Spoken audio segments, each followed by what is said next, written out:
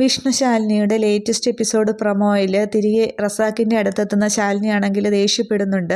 റസാക്ക്, ഞാൻ പറഞ്ഞതല്ലേ പണവും മറ്റു കാര്യങ്ങളും ഒന്നും എനിക്ക് പ്രശ്നമല്ല എന്നുള്ളത്. എൻ്റെ ആവശ്യം വിഷ്ണുവേട്ടനെ രക്ഷിക്കുക എന്നുള്ളത് മാത്രമാണെന്ന് പറഞ്ഞില്ലേ. പിന്നെ ഇങ്ങനെയൊക്കെ ഉണ്ടായതിൽ ആകെ ഇങ്ങനെ ദേഷ്യപ്പെടുകയാണ് റസാക്കിനോട്. എന്നേക്കും റസാക്ക് കുറേയൊക്കെ ആലോചിച്ചിട്ട് പറയുന്നുണ്ട്, ഇനി ഇപ്പോൾ അവരുടെ കസ്റ്റഡിയിൽ വിഷ്ണു എന്ന് പറയുന്ന മാഡത്തിൻ്റെ ഹസ്ബൻഡ് ഇല്ലെങ്കിലോ എന്ന് ചോദിക്കുകയാണ്.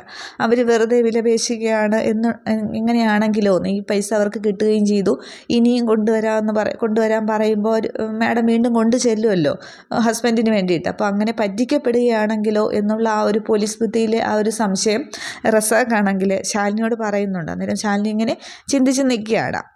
അതിനുശേഷം കാണിക്കുന്നത് ശിവനെ അവിടെ പോലീസുകാരാണെന്ന് തോന്നുന്നു ഇതൊരു ഹോസ്പിറ്റലിൽ അഡ്മിറ്റ് ചെയ്തിട്ടുണ്ട്. ഡെയ്സിയും മഹേന്ദ്രനും ഒക്കെ എത്തുന്നതാണ് ഹോസ്പിറ്റലിലേക്ക്.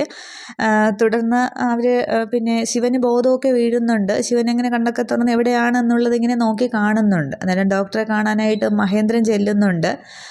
മഹേന്ദ്രൻ പറയുന്നുണ്ട്, പിന്നെ ശിവൻ്റെ ഡോക്ടറാണ് മഹേന്ദ്രനോട് പറയുന്നത്, ശിവൻ്റെ ആന്തരിക അവയവങ്ങൾക്ക് കേടുപാടുകൾ സംഭവിച്ചിട്ടുണ്ട്, ബ്ലഡ് സർക്കുലേഷൻ പോലും ശരിക്കും നടക്കുന്നില്ല എന്നിങ്ങനെ പറയുകയാണ്.